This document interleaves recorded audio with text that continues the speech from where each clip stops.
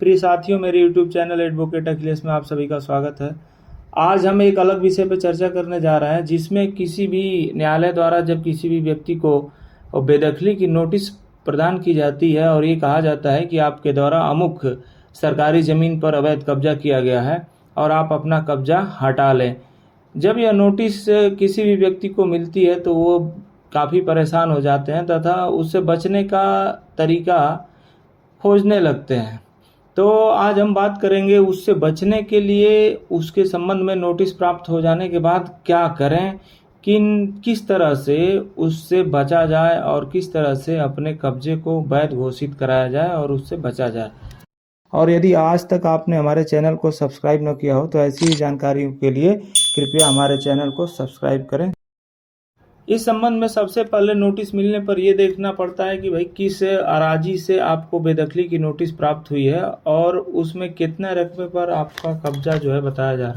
उसके बाद उस गाटे को ये देखना होता है कि वो किसके नाम से है, किस खाते की ज़मीन है, किसके नाम से वो आरक्षित है।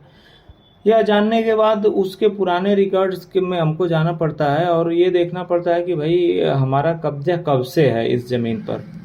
प्रायः देखा गया है कि लोग अपने पुश्तैनी घर मकान बना करके और उसमें आबाद हैं, बाद में ये पता चलता है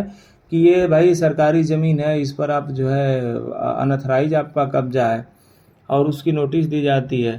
तो ये देखा जाता है सर्वप्रथम कि भाई ये ज़मीन किसके नाम से रही है और पहले इसकी नौयत क्या रही है। अगर उस गांव में चकबंदी हुई है तो ये देखना सर्वप्रथम जरूरी होता है कि दौरान चकबंदी जो आकार पत्र 2 के समय जो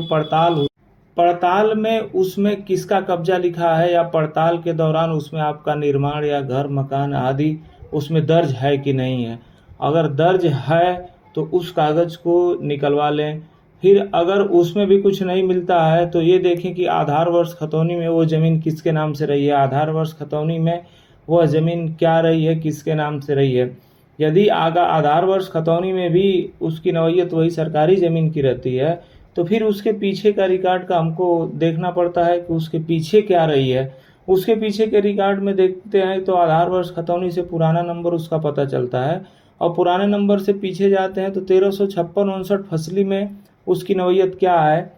ये देखा जाता है। अगर 1356-59 फसली में उस ज़मीन की नौयत जो है किसी खातेदार के नाम से या किसी जमींदार के नाम से या किसी महाल में अंकित है और 1356-59 में वो सार्वजनिक प्रयोग की ज़मीन नहीं है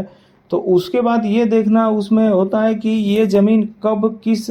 आदेश से या कैसे सार्वजनिक प्रयोग या सरकार के खाते में कैसे गई है। कभी कभी ये देखा गया है कि वो ज़मीन खातेदार के नाम से रही हो या किसी जमींदार की ज़मीन रही हो और उसमें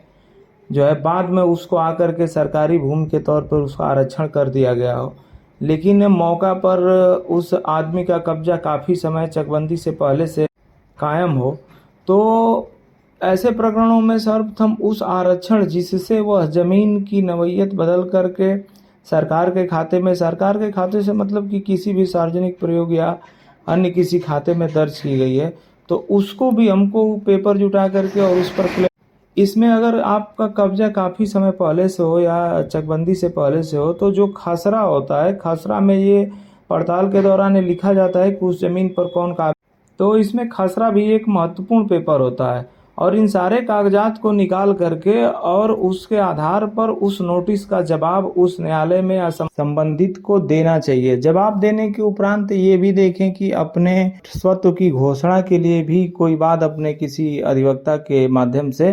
वो भी जिस सक्षम न्यायालय में वो लाई करे उस सक्षम न्यायालय में योजित कर देना चाहिए। इस प्रकार बेदखली की कार्रवाई से बचने के लिए ये उपाय बहुत ही ज़रूरी हैं और इस आधार पर बेदखली की कार्रवाई से बचा जा सकता है। तो दोस्तों, ये जानकारी आपको कैसी लगी ये कमेंट बॉक्स में ज़रूर बताएं और यदि आज तक आपने हमारे चैनल को सब्सक्राइब न किया हो तो ऐसी ही जानकारियों के लिए कृपया हमारे चैनल को सब्सक्राइब करें। धन्यवाद।